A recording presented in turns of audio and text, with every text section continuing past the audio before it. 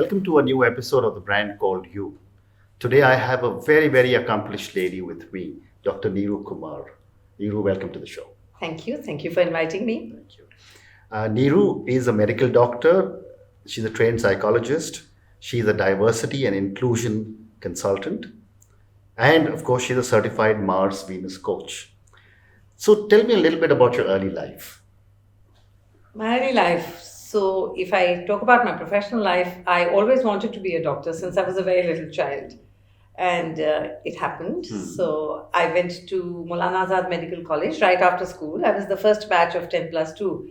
And right after that, I went to That was a very tough medical college to get into. Yes, it was. It was also, I was very pleased to get into that college. So, I think college life has been one of my best periods of my life. And I acquired the best of knowledge and the best of friends and the best of networks during that period, which continues even till today. Wonderful. And right after that, there were personal issues in life. I did want to do post graduation in either pediatrics or gynecology or one of the subjects, but it so happened that I landed up in CGHS, Central Government Health Services, and I was there for more than 28 years. Wow.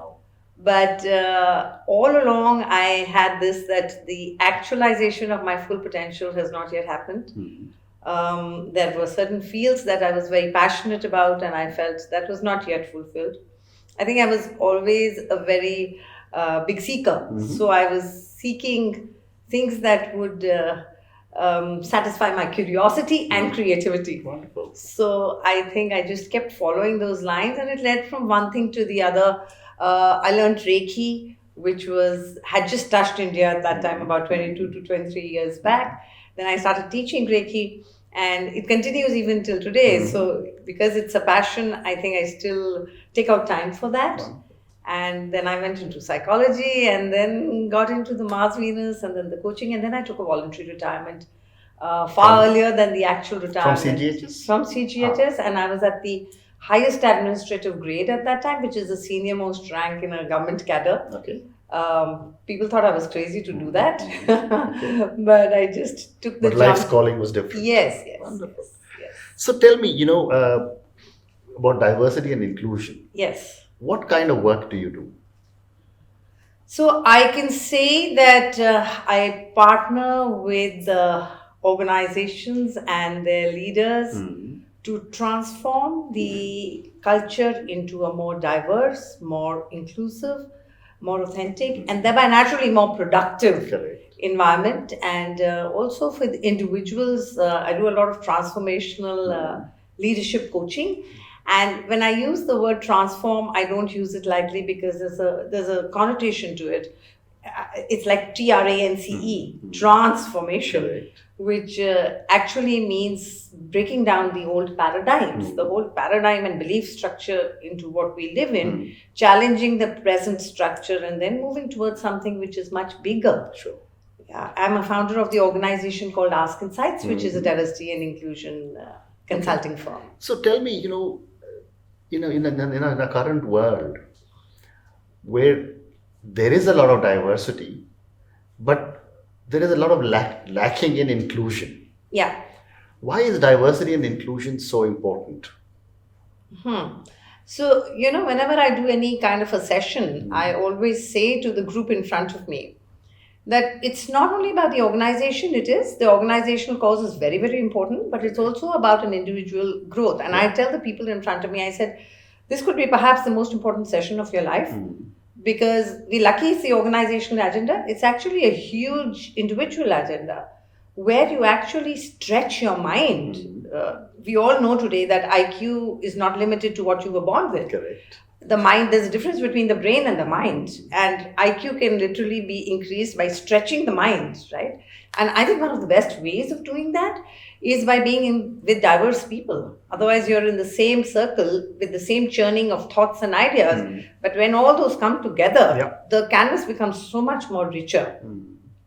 But inclusion is a totally different story. So you welcome diversity. Organizations welcome diversity. Correct. If you and I were asked, we'll say we welcome diversity. Yeah.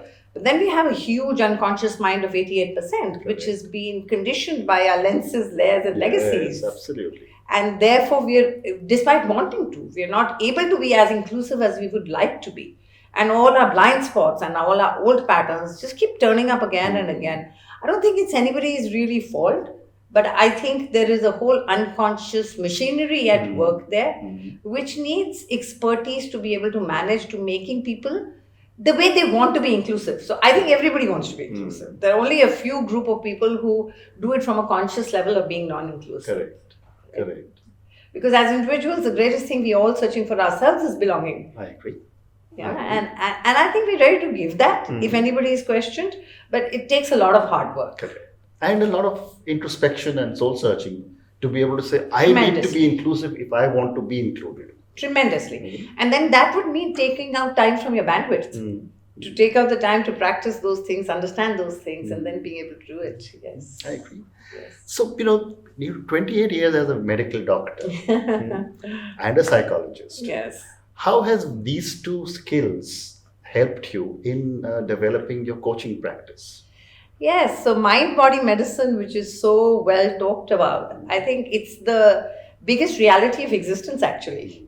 That our mind completely affects our body and our body completely affects the mind. And when I'm talking to individuals in simple language which they can understand, when I bring that knowledge to the forefront and I talk to them about how there's a master pituitary gland there which controls all your hormones, and then the stress hormones which are there in today's corporate world.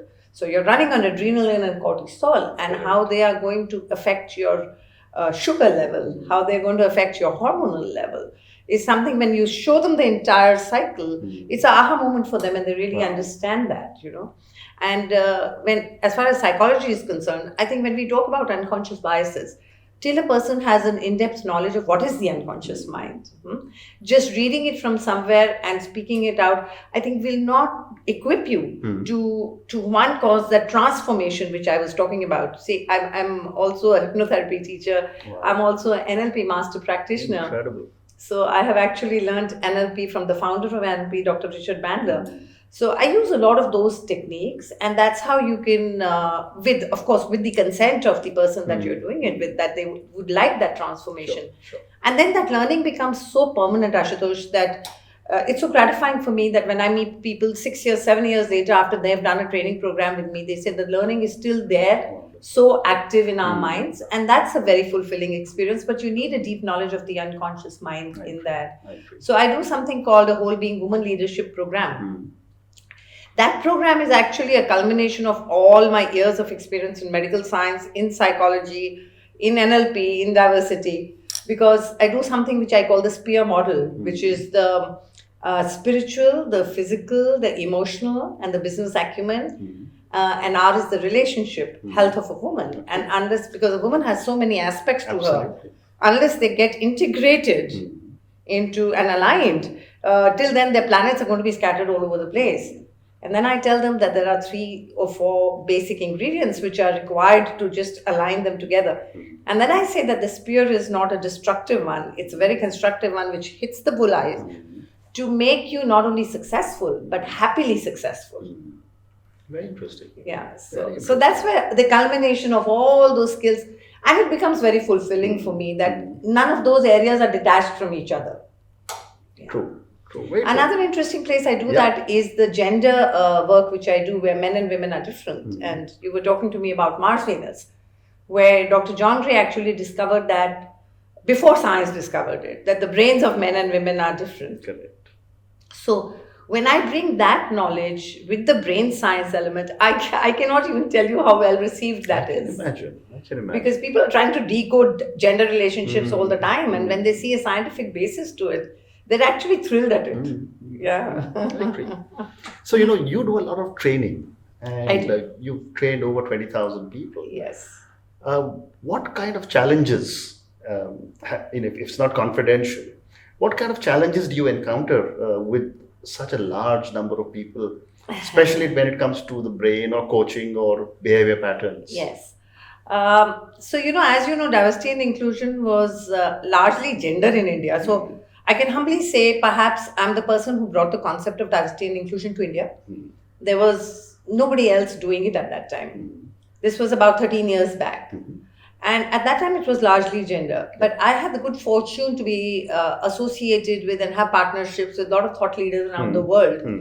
And there they were talking about many other aspects of diversity.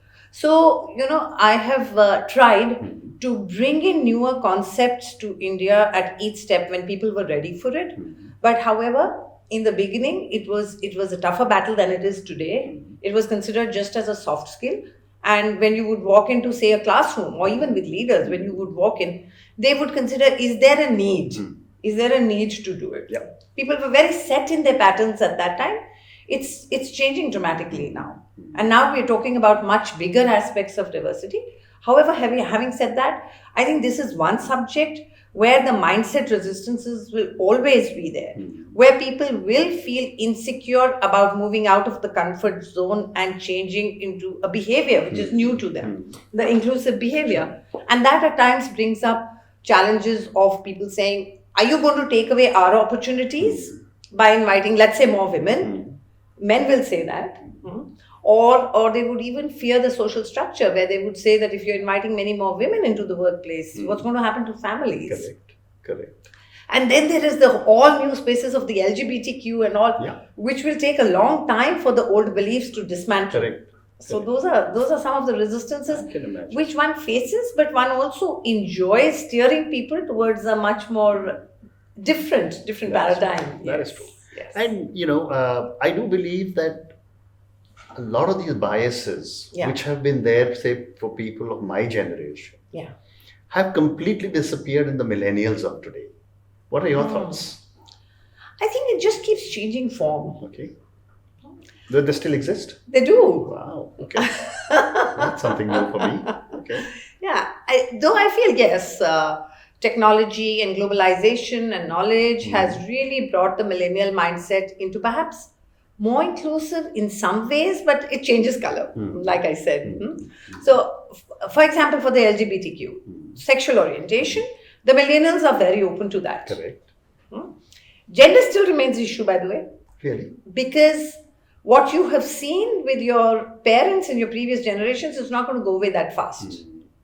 So if you've seen your mother in a certain role, then what you see in the current women is not going to be so fast. But newer concepts like LGBTQ or even disability is easier for them to accept than gender. Okay. So often they tell me when I go into a classroom, these are very young people, I don't think they'll have any problem with gender. And when we start talking, the same beliefs do surface up again.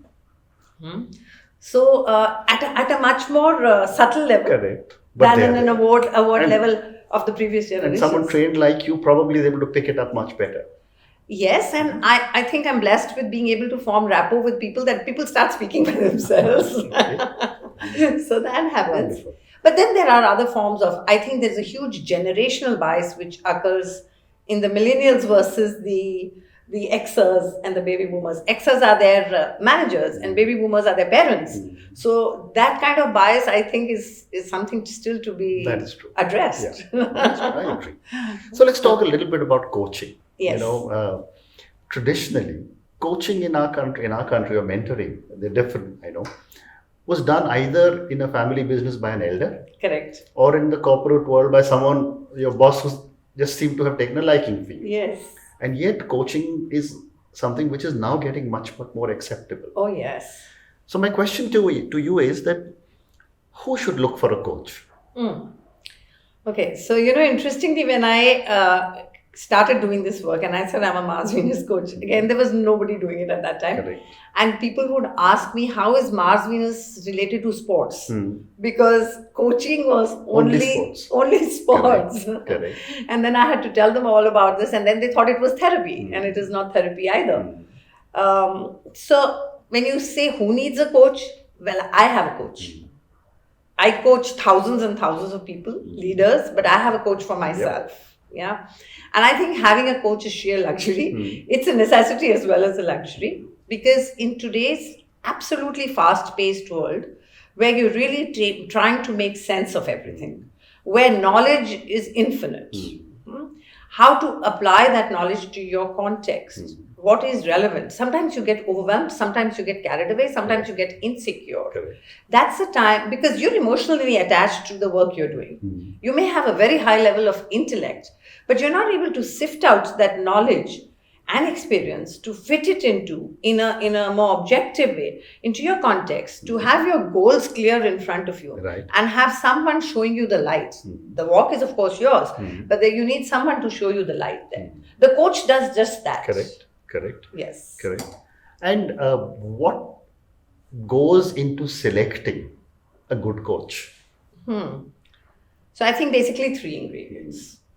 The coach must have a knowledge. Okay. So I think everybody seeks, for me, I say, I get really stimulated by someone who can give me new knowledge in an interesting way.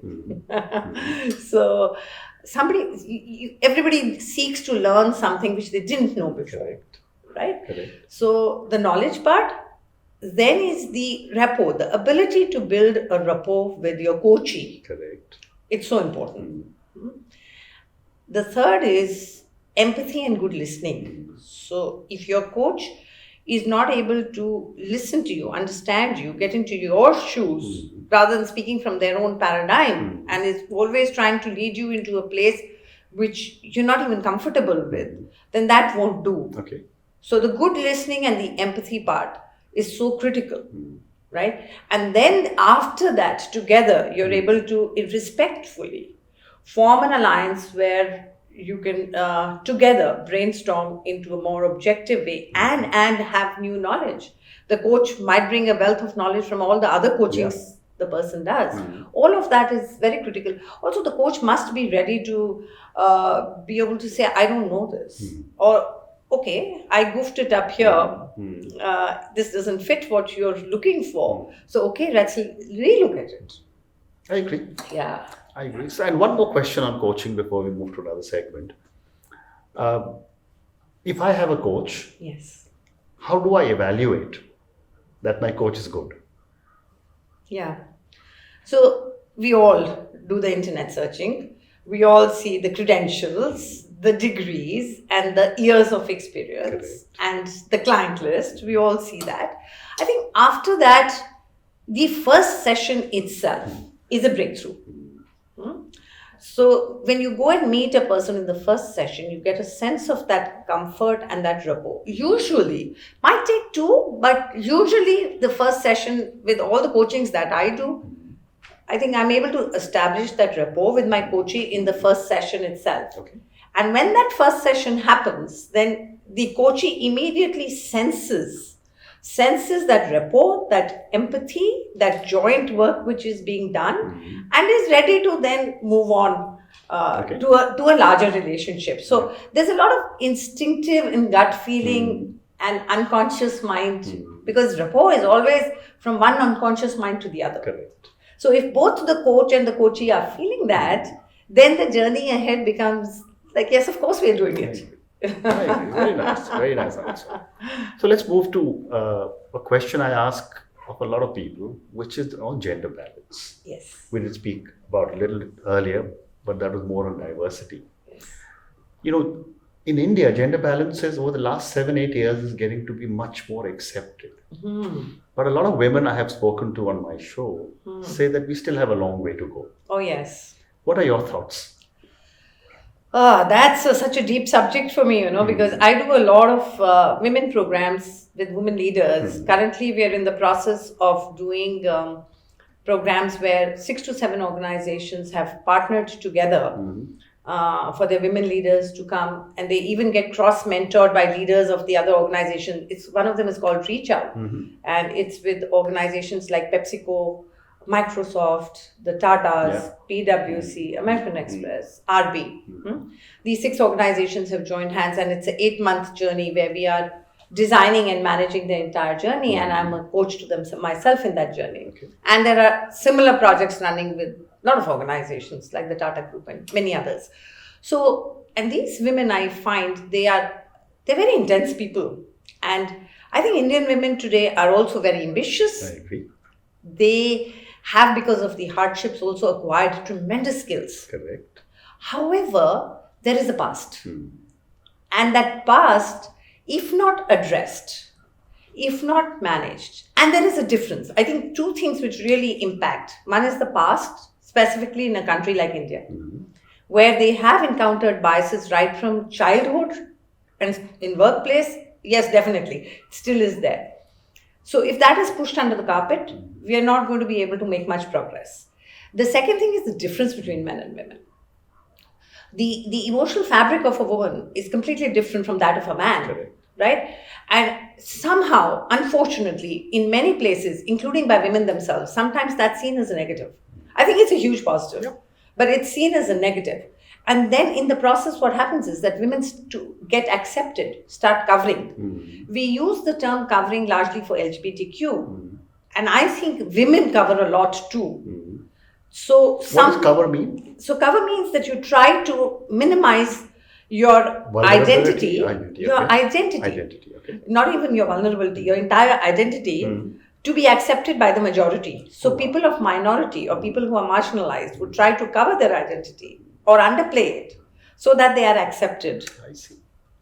Right? So, I mean, I have a disability, as you know, and I think in my entire childhood, I was always forced to fit in, and I would try to pretend and do all the things which others would do, which was a huge uphill task. Right? So, I think women today are also trying to hide their identity or cover their identity by saying that it's not about gender. And when I'm pained when I hear women say it's not about gender. Yes, it is about gender, because that's your identity. Correct.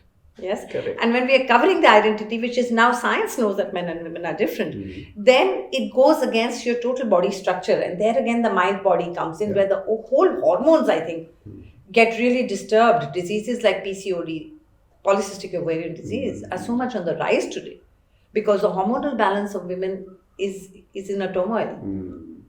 So I think women leadership and gender today, we've made progress, but it's just moving in directions which are still very challenging for men and women to be able to accept the differences and the identity of themselves and of the other gender. Will still take a lot of expertise and a lot of time. Yep. And I guess, as you said earlier, there are so many legacy processes that have been there in our families, in our Absolutely. Society. I guess it will take time. It will. And sometimes women being on an overdrive to prove and succeed now, despite all the resistances, is also causing them to, lose the work-life balance, lose their own me time, their own space, and the emotional fabric is then getting further disturbed. I agree. Amazing.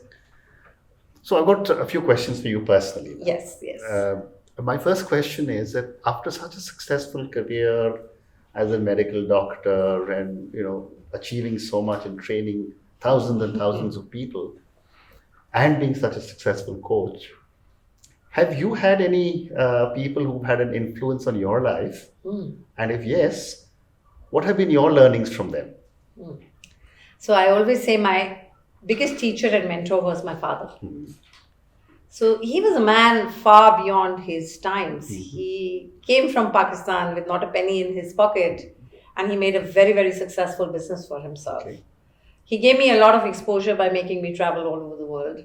He helped me overcome my physical and psychological barriers of having a disability. He told me to go conquer the world. There were no automatic cars at that time. And when I was 16, 17, he said, let's learn driving. So we actually made a device where the brake and the clutch were linked by a lever. Wow. And we went to Germany, we got it made, and we gave it to many people over here.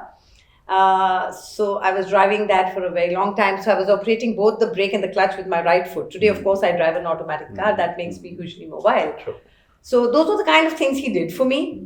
NLP, when I talk about, he started talking about, he gave me a book on NLP when I was just about 15 years old. So these are the things I've grown up with. So I was highly influenced by him.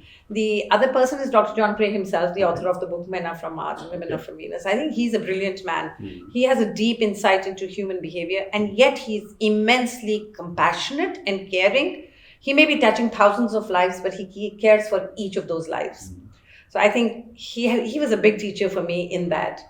Richard Bandler, who's the founder of NLP, he's brilliant into understanding the unconscious mind, and that really inspires me because the unconscious mind is a huge journey.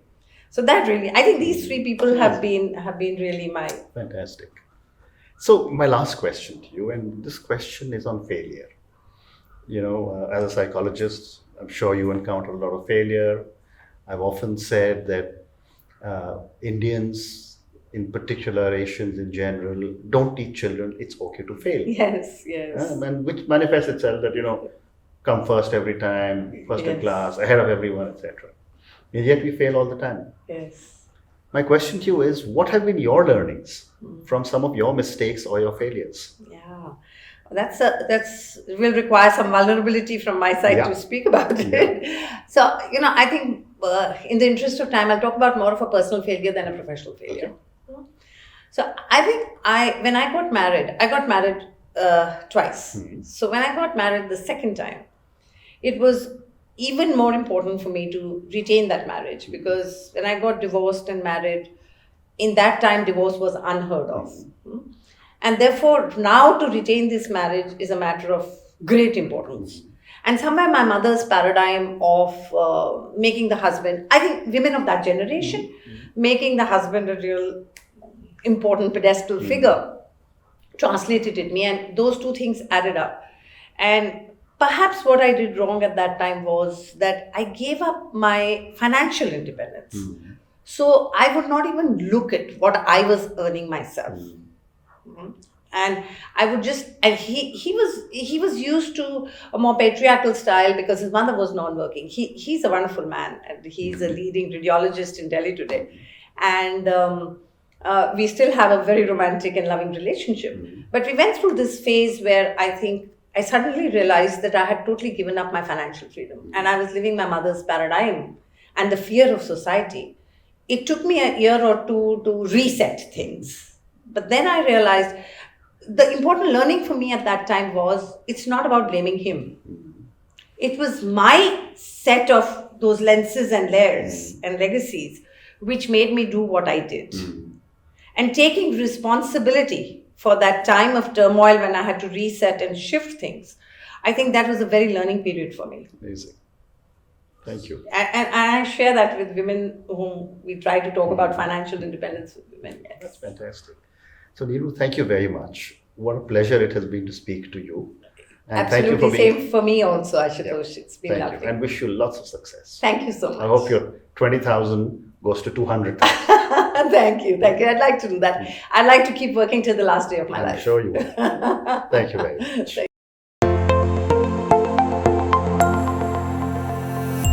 Thank you for listening to the Brand Called You podcast. Be sure to visit tbcy.in to join the conversation, access show notes, and discover fantastic bonus content. You can follow us on YouTube, Twitter, Facebook, and Instagram. Simply search for The Brand Called You. Thank you, and see you next week.